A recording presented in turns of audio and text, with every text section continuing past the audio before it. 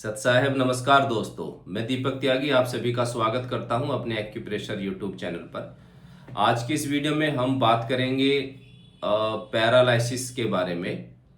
आप देख रहे हैं काफ़ी लोगों को पैरालिसिस की प्रॉब्लम हो रही है, बहुत तेज़ी से बढ़ रहा है। तो क्यों ये होता है और क्या इसके सिम्टम्स होते हैं उसके बारे में हम बात करेंगे। पैरालिसिस आने से पहले बॉडी में बहुत से सिम्टम्स आते हैं जिसे देख करके आप आने वाले पैरालिसिस से बच सकते हैं और आपका कोई जानकार है तो आप उसकी हेल्प कर सकते हैं। तो आज की वीडियो में हम बात करेंगे होने वाले लकवे से कैसे बचा जाए। ठीक है, तो आइए शुरू करते हैं आज की वीडियो। पैरालिसिस क्यों होता है? तो सबसे पहले तो अगर हमें फिट रहना है तो हमें अपनी दिनचर्या ठीक रखनी होगी। टाइम से सोना, टाइम से उठना। हमारे जो इंटरनल ऑर्गन्स होते हैं वो हमारी पूरी बॉडी को कंट्रोल करते हैं। उनके सबके अपने अलग अलग फंक्शन होते हैं। तो जब हमारे ऑर्गन्स में प्रॉब्लम आती है, लीवर में, किडनी में, हार्ट में, स्टमक में, स्प्लीन में, तो हमारी बॉडी में इम्बैलेंस हो जाता है। 5 तत्व होते हैं हमारे शरीर में, वायु, अग्नि, जल, मिट्टी, आकाश। इनके बढ़ने से, इनकी अधिकता होने से या कमी होने से ही हमारी बॉडी में प्रॉब्लम होती है। तो ये कब इम्बैलेंस होते हैं? जब हमारी दिनचर्या में प्रॉब्लम होती है, जब हम उसका ध्यान नहीं रखते। बिना टाइम आप देख ही नहीं रहे हैं, कभी 2 बजे खाते हैं, कभी 3 बजे खाते हैं, कभी 4 बजे, और कभी ड्रॉप भी कर देते हैं, नहीं भी खाते हैं। रात को 11 बजे के बाद सोते हैं, 12 बज जाते हैं, 1 बज जाते हैं, 2 बज जाते हैं, लेट तक आप सोते रहते हैं। तो आजकल ये प्रॉब्लम काफ़ी हो रही है। और टीवी देखना, मोबाइल्स पे ज़्यादा बिजी रहना, तो पहले ये चीज़ें नहीं थी तो लोग स्वस्थ रहते थे।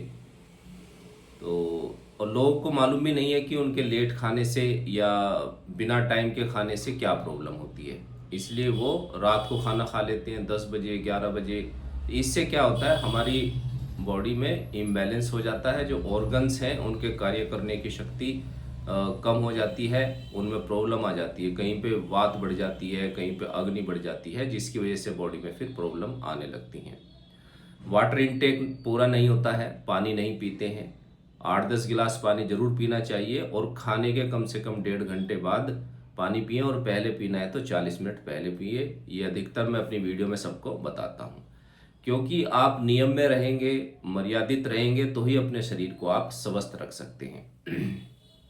इसके बाद अब हम बात करते हैं उन टिप्स की जिससे आप पहचानेंगे आने वाले पैरालिसिस को।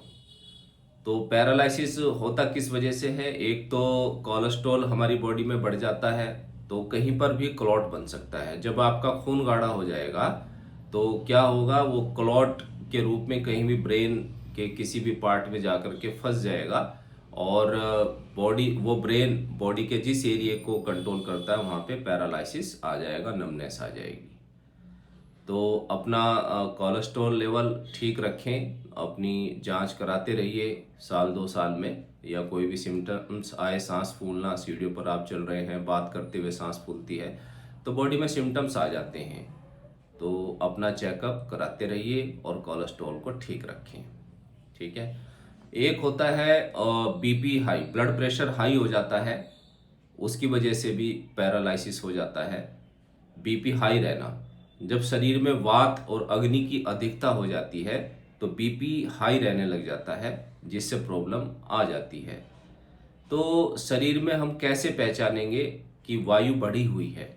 पैरालिसिस होने का मुख्य कारण है वात, वायु की अधिकता शरीर में। तो पैरालिसिस एकदम से नहीं आता है, वो काफ़ी सिम्टम्स उसमें आ जाते हैं। बहुत से सिम्टम्स हमारी बॉडी में आते हैं, जिसकी आज मैं मुख्य मुख्य जो सिम्टम्स हैं जिसे आप देख करके पता लगा सकते हैं कि इस व्यक्ति को आने वाले समय में पैरालिसिस हो सकता है, आपको या आपके किसी जानकार को। तो आप कुछ पॉइंट के द्वारा उनकी राहत उनको दे सकते हैं। ठीक है, आप डॉक्टर से सलाह ले सकते हैं समय रहते ही। तो बीपी कंट्रोल होना चाहिए आपका। बीपी अगर हाई है तो समय पर टैबलेट्स लें, डॉक्टर की सलाह लें, एक्यूप्रेशर की हेल्प लें, अपने ब्लड प्रेशर को भी कंट्रोल करें।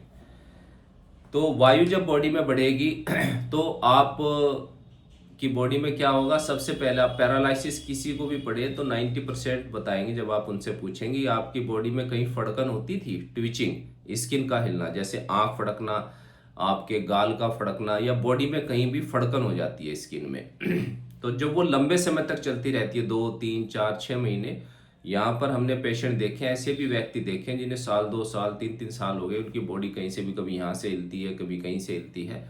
तो ये क्या है कि उनकी बॉडी में वायु की अधिकता हो गई है। आए थे वो हमारे पास बैक पेन के लिए, फिर हमने उनको वायु वाले पॉइंट दिए, तो कुछ ही दिनों में वो उनकी नॉर्मल हो गई जो वायु थी। तो वो आने वाले, और बीपी भी उनका बहुत हाई रहता था, बताते थे कहीं पे कंट्रोल नहीं हुआ, तो उन पॉइंट से वो भी कंट्रोल हुआ और आने वाली पैरालिसिस से वो व्यक्ति बच गए।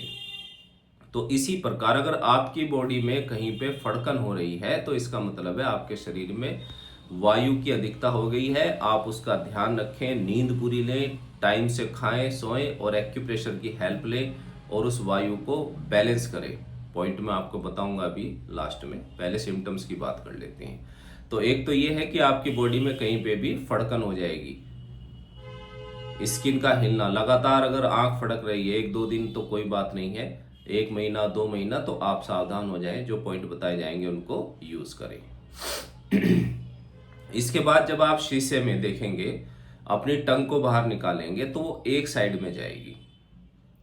जैसे आप टंग बाहर निकालेंगे तो उसमें कंपन होगा और थोड़ी सी टेढ़ी हो जाएगी, कंपन होगा या टेढ़ी हो जाएगी, ये भी वात के लक्षण है। वायु, क्योंकि मूवमेंट से पता चलता है वायु का, जैसे हवा चलती है दिखाई तो नहीं देती है, लेकिन जब आपके घर में टंगे हुए कपड़े हिलते हैं, पत्तियां हिलती हैं, पेड़ पौधे हिलते हैं तो पता चलता है कि वायु चल रही है। इसी प्रकार हमारी बॉडी में भी मूवमेंट हो जाता है, जैसे आपको बताया स्किन का हिलना है, टंग बाहर निकालेंगे तो उसका हिलना, आप ऐसे हाथ को करेंगे तो इनमें ऐसे वाइब्रेशन होना, ये सब वात के लक्षण हैं।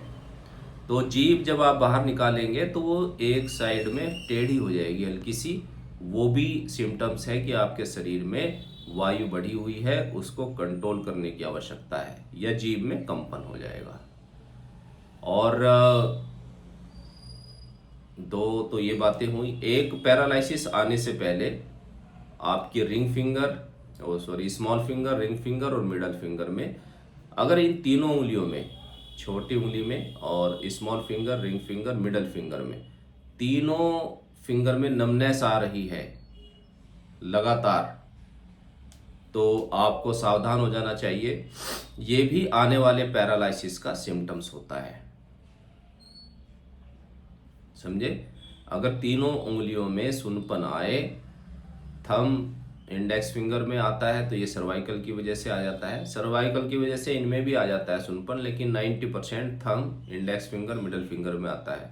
लेकिन पैरालिसिस का जो नमनेस है, उससे आने, पैरालिसिस अटैक आने से पहले हमने देखा भी है एक पेशेंट को, जब उनकी 1 2 3 फिंगर में नमनेस आ गई तो उन्हें बताया गया कि आप चेकअप जरूर कराएं, आपको आने वाले समय में कहीं प्रॉब्लम ना हो जाए, मुझे डाउट है। तो नेक्स्ट डे उनको पैरालिसिस आ गया था उनकी बॉडी में, रीजन कुछ भी हो, WBC उनके एकदम से डाउन हो गए थे बॉडी में, लेकिन पैरालिसिस उनको आ गया था। तो हमारी डायग्नोज सही रही है एक्यूप्रेशर की, परमात्मा की दया से। तो तीनों उंगलियों में सुनपन आए तो ये भी संकेत है कि पैरालिसिस आ सकता है, ठीक है। तो ये कुछ सिम्टम्स हैं, आँख फड़कना, आपकी बॉडी का फड़कना, जीभ का टेढ़ा होना, हाथ में नमनेस आना, कोलेस्ट्रॉल का बढ़ना, बीपी हाई होना, ठीक है। तो सबसे पहले अपनी दिनचर्या का आप ध्यान रखें, और आपकी बॉडी में वात की अधिकता हो गई है, आपको पता चल गया है, सिम्टम्स आपकी बॉडी में आ रहे हैं, तो फिर आप करेंगे एक्यूप्रेशर पॉइंट यूज़, ठीक है। तो वो मैं आपको बता देता हूँ। पॉइंट दोनों ही हाथ में यूज़ करने हैं, सभी पॉइंट सीडेट होंगे क्योंकि वायु को कम करना है, और दोनों ही हाथों में 12 घंटे के लिए हम इनको लगाएंगे। पॉइंट होते हैं लीवर 3, मिडल फिंगर में लीवर 3 पॉइंट,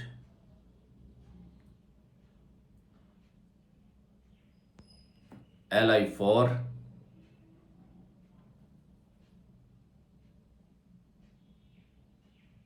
गॉल ब्लैडर 20, ये वाला पॉइंट, और गवर्निंग विसल 16, थंब के अपर जॉइंट के बिल्कुल सेंटर में आता है ये वाला पॉइंट। तो 4 पॉइंट हैं, दोनों ही हाथों में यूज करने हैं और इनको सिडेट करना है।